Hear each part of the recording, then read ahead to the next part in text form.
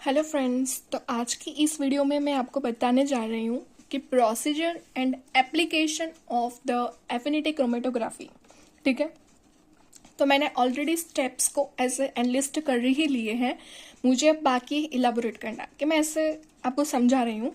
जैसे कि sample preparation, सबसे पहले स्टेप मुझे सैंपल को प्रिपेयर करना होगा। मतलब कि जिस भी एनालाइट को मैं ऐसे सेपरेट करना चाहती हूँ, क्वांटिफाई करना चाहती हूँ या फिर प्योरीफाई करना चाहती हूँ मेरी एफिनिटी क्रोमेटोग्राफी की मदद से, उसको पहले मुझे लिक्विड फॉर्म में कन्वर्ट करना होगा। मतलब कि मुझे पता है, जैसे मैंने आपको एनालाइट के एग्जाम्पल्स ऑलरेडी बताए हैं अगले वीडियो में, तो आप देख लेना कि एंजाइम्स होते हैं, हॉर्मोन्स होते हैं, डीएनए, आरएनए, वो सब ऐसे पार्टिकल्स के फॉर्म में तो नहीं होंगे। ठीक है, वो सब प्लाज्मा में होंगे या फिर ब्लड में होंगे।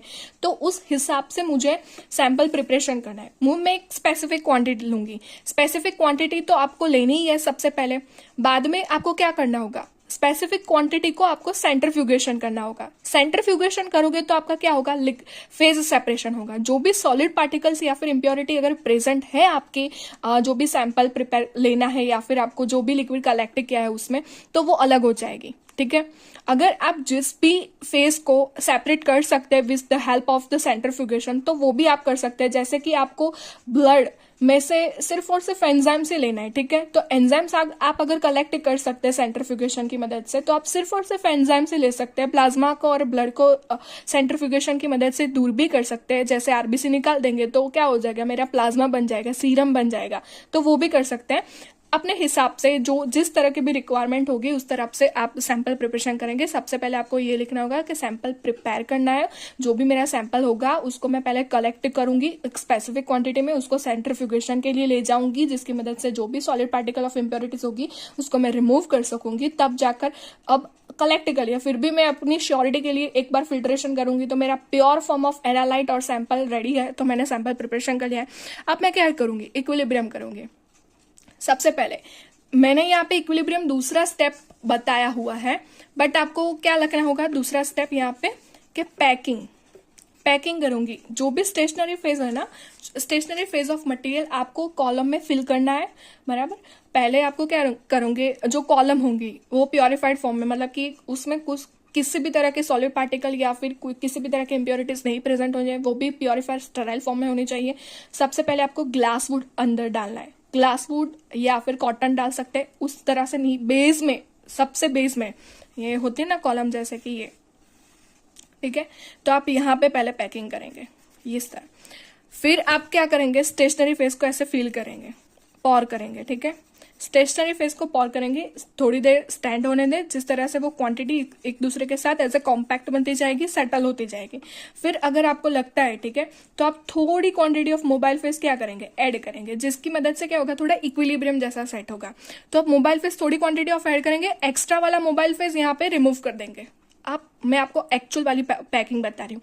थोड़ी क्वांटिटी ऑफ मोबाइल फेस आप रिमूव कर देंगे तो क्या हो गया, पूरा का पूरा पैकिंग हो गया। जितना भी लिक्विड क्वांटिटी या फिर मोबाइल फेस था सब निकल गया। यहाँ पे सिर्फ क्या है, स्टेशनरी फेस बचा है। जो मैंने ऐड किया था वो मैंने निकाल दिया है। ठीक है, मतलब ये मत समझना कि मैंने मोबाइल फेस और स्टेशनरी फेस एक साथ में पैक किया है।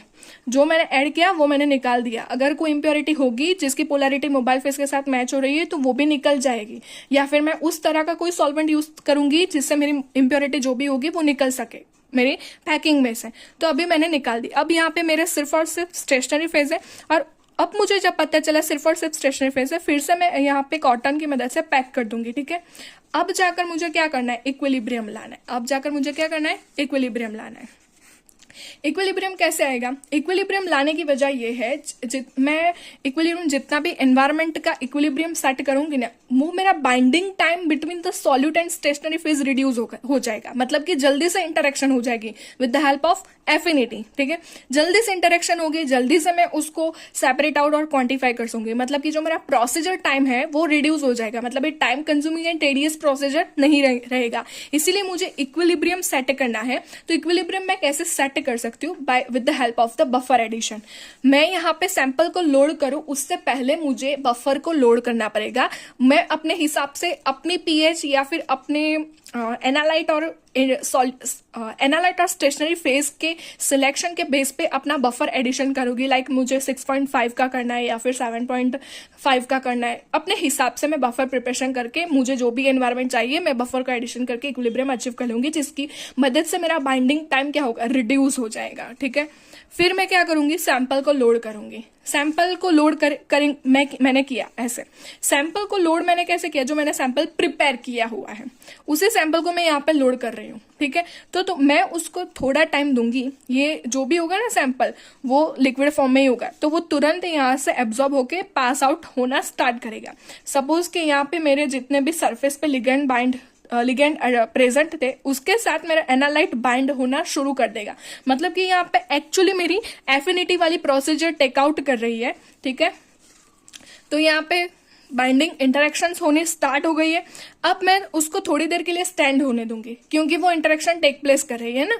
तो यहाँ से जितने भी, मुझे कैसे पता चलेगा कि इंटरेक्शन कंप्लीट हो गई, इंटरेक्शन पूरी की पूरी जितनी होनी थी वो हो गई, कब पता चलेगा, जितने क्वांटिटी ऑफ सैंपल मैंने ऐड किया था, ठीक है, उसकी इंटरेक्शन होती गई। अब यहाँ पे जब पहुंचेगा, जो एक्स्ट्रा मटेरियल है, इम्प्योरिटीज है, ठीक है, जो भी एक्स्ट्रा सब्सटेंस वो यहाँ पे पहुंचेगा और यहाँ से रिमूव हो जाएगा। ठीक है, इम्प्योरिटीज, तो अब मुझे जाकर पता चलेगा हाँ अब जाकर इंटरेक्शन हो चुकी है। तो मुझे 2 to 3 मिनट्स अलाउ करना होगा कि जिस तरह से इंटरेक्शन कंप्लीटली हो चुके हैं और एक्स्ट्रा मटेरियल और इम्प्योरिटी मैं रिमूव कर दूं, तो यहाँ पे मेरा प्योरिफिकेशन हो गया है।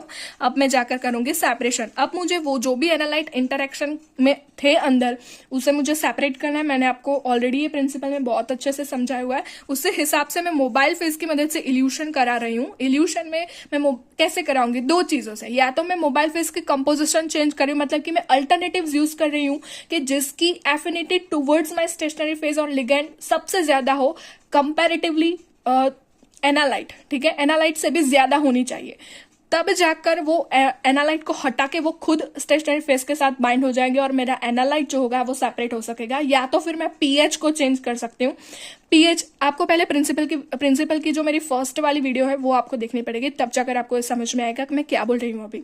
तो मैं पीएच चेंज करूंगी तो ये मेरा जो भी मैंने इक्विलिब्रियम सेटअप किया था जिसकी वजह से मेरी बाइंडिंग हो रही थी, वो अब चेंज हो गया है। वो मेरा एनवायरमेंट ही चेंज हो गया है, जिसकी वजह से मेरा जो सेपरेशन और बाइंडिंग जो बाइंडिंग हो रही थी वो अब क्या हो गई, डिटैच हो गई। मतलब कि मेरा जो एनालाइट और स्टेशनरी फेज है वो डिटैच हो गया है, तब जाकर मेरा एनालाइट सेपरेट आउट हो सकेगा। तो ये 2 चीजों की मदद से मैं ऐसा इल्यूशन करा सकती हूँ। बाद में मैं रीजनरेशन कराऊंगी। अब मान लीजिए कि मेरा पूरा का पूरा एनालाइट जो था वो मैंने अभी कलेक्ट कर लिया है। ठीक है, तो अंदर क्या बचा है, सिर्फ और सिर्फ स्टेशनरी फेज बचा है। बट थोड़ी बहुत एज ए पार्टिकल और रेसिड्यूज ऑफ फर्दर जो मुझे एनालाइट थे या फिर कोई इम्प्योरिटी के थे वो स्टिल यहाँ पे प्रेजेंट होंगे। ठीक है, तो मुझे उससे भी वॉश करना है, तो मैं फिर से क्या करूंगी, बफर ऐड करूंगी। यहाँ से मैं बफर ऐड करूंगी तो मेरा जो स्टेशनरी फेज जो है वो फिर से प्योर फॉर्म में आ जाएगा और मैं ऐसे रीजनरेशन ऑफ कॉलम कर सकूंगी। तो ये है 5 स्टेप्स, जो ऐसे आप प्रिंसिपल समझेंगे तो प्रोसीजर बहुत ही आसान हो गई होगी अब आपके लिए।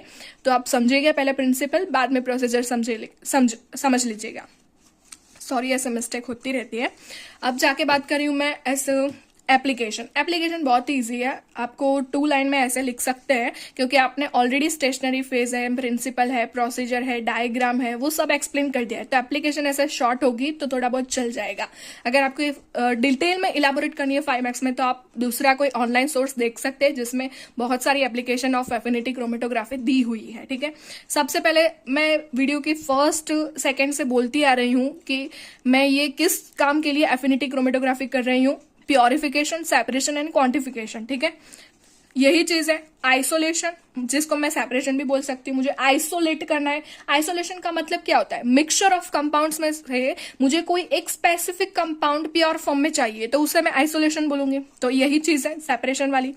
उसको मैं प्योरिफिकेशन के लिए भी, किसको, बायोकेमिकल सब्सटेंसेस को। ठीक है, क्योंकि बायोकेमिकल इंटरेक्शन पर वर्क कर रहा है, तो ऑब्वियसली है कि आइसोलेशन एंड प्योरिफिकेशन। दूसरी चीज है ऐसे of the antigen antibody and removal of impurities. It means ऐसे का मतलब ही क्या हुआ, इनडायरेक्टली प्योरिफिकेशन। ठीक है, हम ऐसे करते थे जब 3rd या 4th सेम में, तब हम क्या फाइंड करते थे, percentage purity of the any substance. It means ऐसे मतलब की प्योरिफिकेशन है, मतलब कितना परसेंटेज ऑफ प्योर था, या फिर मैं एंटीजन एंटीबॉडी को प्योर करूंगी by with the help of the removal of the impurities. तो चीज़ तो एक ही बनी है, घुमा फिरा के हमने 2 लाइन बना ली। आपको फिर से 5 मार्क में पूछा गया है तो घुमा फिरा के फिर से 5 मार्क का कंटेंट रेडी करना होगा एप्लीकेशन के लिए।